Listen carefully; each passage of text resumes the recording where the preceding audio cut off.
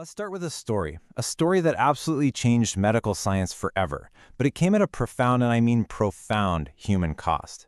It's the story of a woman whose body was exploited for profit, and it raises a really critical question for all of us today. What if the very same thing is happening right now to you and me, just in a totally different form? So here's how it all went down.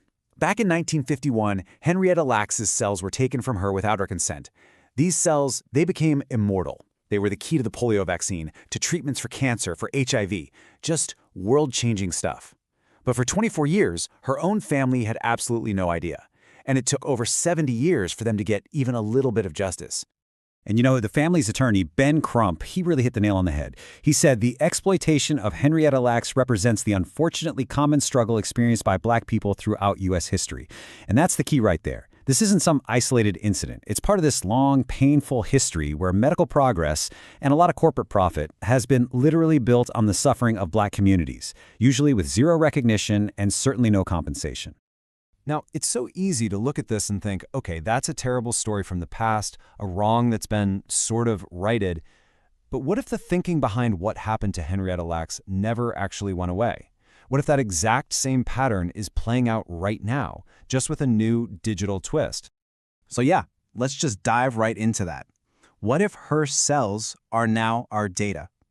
We're going to explore how the same logic, the same principles that let doctors take and sell Henrietta's cells are being used right now on our digital lives through artificial intelligence. Okay, to really get this, let's start with how AI is being used in policing. Because when AI messes up here, the consequences aren't just theoretical. They are absolutely devastating. Get this number in your head, 34.7%.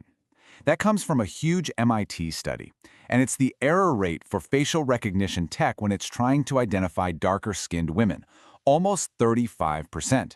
That's not just an error, that is a catastrophic failure for one specific group of people. In this chart, wow, it just lays it all out, doesn't it? For light-skinned men, the error rate is less than 1%. It works almost perfectly. But for darker-skinned women, it fails over a third of the time. This isn't just some little bug in the system. It's a massive systemic failure that's built right into the code. And look, this isn't just some academic problem. This leads to real people getting hurt. People have been wrongfully arrested because a biased algorithm pointed the finger at them. And police often have something called automation bias, which basically means they trust the computer's answer as if it's gospel.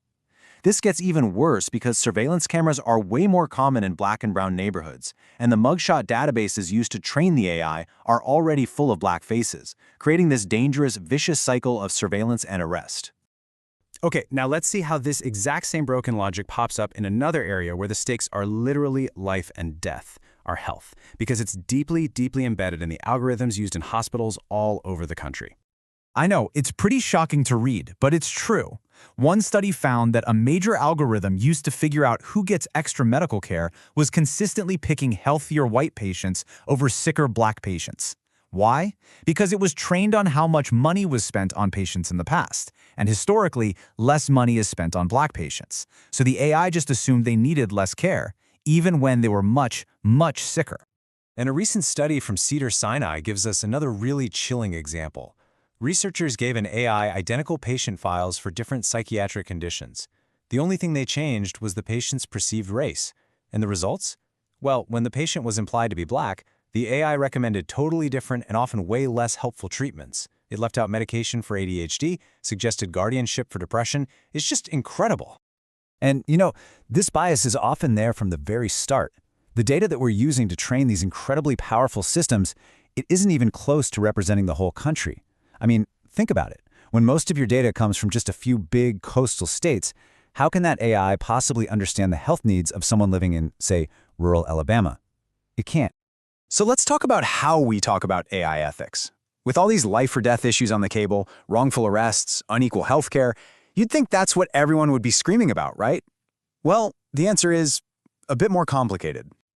This brings us to a really key idea called performative morality.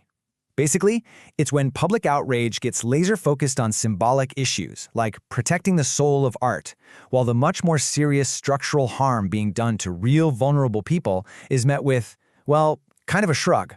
The noise doesn't match the level of harm. And this is what that looks like in practice.